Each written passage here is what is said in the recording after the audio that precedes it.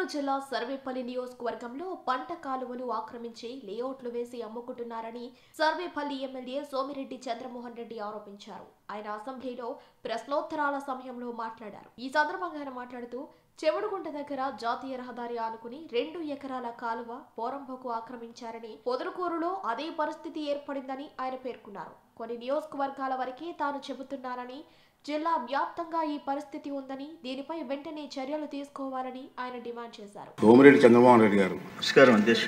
ఏంటంటే నేను కొన్ని లేఅవుట్లు ఎక్కడెక్కడ పారుదల కాలువ అధ్యక్ష, ఇప్పుడు సపోజ్ ఒక లేఅవుట్ వేస్తే ఇరిగేషన్ కెనాల్, ఆ కాలువ కట్ట, ఆ తర్వాత బఫర్, ఇది ఉండే చట్టం అధ్యక్ష.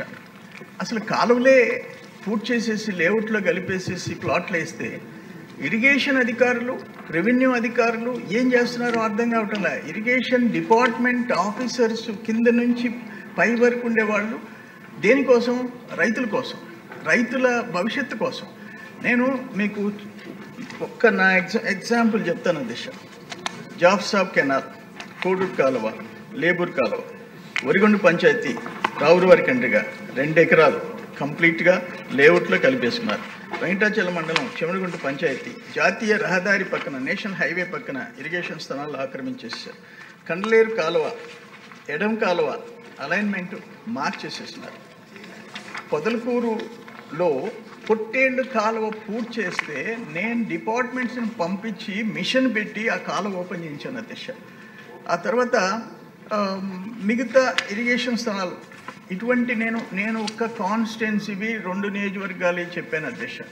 నేనేమంటానంటే ఈ పరిస్థితి ఇంకొకటి ఏంటంటే, ఆ లేఅవుట్లేసి ఒకవేళ ఇరిగేషన్ మినిస్టర్ గారికి సంబంధం కాకపోయినా లేఅవుట్లేసి ఓపెన్ స్పేస్ 10% స్థలం వదిలిపెట్టి ఆ పిల్లలు ఆడుకునేదానికి ఒక బడి, ఒక గుడి, ఒక మసీదు, ఒక చర్చ్, అసలు ఆ సపోజ్ 20 ఎకరాలు వేశారు, 10% 2 ఏకర్స్, 2 ఏకర్స్ ఓపెన్ చూపిస్తున్నారు. అన్ని ప్లాట్లు అమ్మేసిన తర్వాత 2 ఎకరాల ప్లాట్లు వేసి అమ్మేస్తున్నారు. ఇటువంటి భవిష్యత్ తరాల దిశ. నేననేది భవిష్యత్తు. ఒక పక్కన రైతులు, రైతు బిడ్డల భవిష్యత్తు, ప్లస్ ఆ లేఅవుట్లో అక్రమంగా మొత్తం 10% కూడా వదలకుండా, గాలి పీల్చుకునేదానికి కూడా లేకుండా చేసే దుర్మార్గాలు నా కళ్ళారా చూశాను అధ్యక్ష. అందుకని ఇప్పుడు ఆడ పొట్టేళ్ళ కాలువ నేను మిషన్ పెట్టి తీయించేస్తే ఇమ్మీడియట్గా వాళ్ళు పోసేసి వేరే ఒక ఊర్లో కాలువ పూర్తి చేసేసినారు.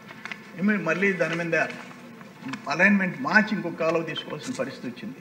అట్లా దుర్మార్గాలు చేస్తున్నారు. వాటి మీద నేనేమంటానంటే, ఒక ప్రత్యేకమైన ఒక ఆర్డర్ గవర్నమెంట్ నుంచి, ఎవరిదైనా సరే ఇరిగేషన్ ఆక్రమిస్తే the officials will be responsible.